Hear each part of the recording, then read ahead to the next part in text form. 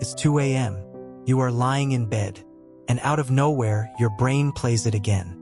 That thing you said in 9th grade, that joke that didn't land, that email you sent too fast. Your face gets hot in the dark, alone, for no reason at all. You didn't ask for this. You didn't choose it. But the real answer for why this happens is far stranger than "you're just anxious." Your brain isn't malfunctioning. It's running a program that is millions of years old. Picture your ancestors on the open savanna. They lived in small groups of maybe 30 to 50 people. There was no anonymity, no moving to a new city to start over. If you did something that damaged your standing in the group, everyone knew. Everyone remembered. And in a world where your survival depended on the group sharing food, sharing shelter, and watching your back against predators, being cast out wasn't just embarrassing. It was a death sentence. So evolution built a smoke alarm into your mind. Not a smoke alarm for fire, a smoke alarm for social rejection. Psychologists call this the pain of social exclusion. And here's the part that should stop you cold. Researcher Naomi Eisenberger ran brain scans on people while they were being deliberately excluded from a simple ball-tossing game. Just left out. Nothing physical happened to them at all. And the region of the brain that lit up was the anterior cingulate cortex. The same region that activates when your body feels actual physical pain. Your brain does not fully distinguish between a broken bone and a broken reputation. To your ancestors' nervous system, both were equally dangerous. Now here's the twist. Why does this memory always seem to surface at night? Specifically, during the day, your mind is busy. It's filtering emails, dodging traffic, deciding what to eat. Your prefrontal cortex, the rational, planning part of your brain, is fully online, keeping older, more primitive alarms quiet. But at night, when the lights go off and the inputs stop, that filter weakens. There's finally room. And your brain, always scanning for unresolved threats, reaches for the oldest, loudest ones sitting in the queue.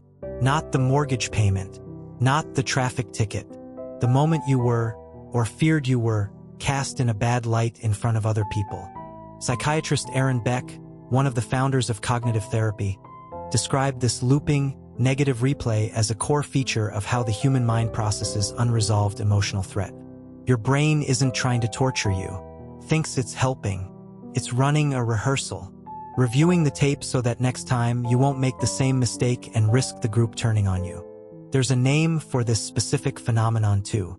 Psychologist Bluma Zygarnik discovered that unfinished or emotionally unresolved experiences are remembered far more vividly than ones that felt complete. It's called the Zygarnik effect.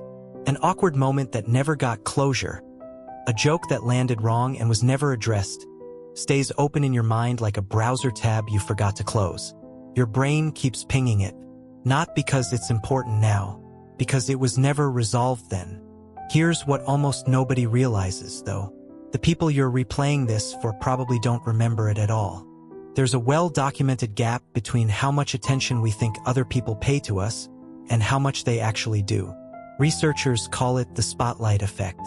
In study after study, people wildly overestimate how memorable their mistakes are to others, because everyone is far too busy running their own internal highlight reel of their own mistakes to notice yours. Which means that moment from 9th grade, the one still running in your head at 2 a.m., might not exist anywhere else in the entire world except inside you. Think about what that means. For your ancestors, group memory was real and permanent. A bad reputation could follow you for life, because there was nowhere else to go and no one new to meet. But you don't live in a group of 30 anymore. You live in a world of strangers, moving cities, changing jobs, meeting new people constantly. The ancient alarm is still wired for a tiny tribe on an open plain. It has no idea the rules changed. So when the memory surfaces tonight or tomorrow night, try naming it for what it actually is. Not proof that you're broken. Not evidence that you're unlikable. Just an old alarm built for a different world going off at the wrong time. Your ancestors needed that alarm to survive within their tribe. You are simply carrying their nervous system into a world it was never designed for. So tonight, when the lights go off and that old memory rises up out of the dark again, you don't have to fight it or believe it. You can just recognize it. An ancient guard, still pacing the walls of a village that no longer exists, protecting you from a danger that passed a very long time ago.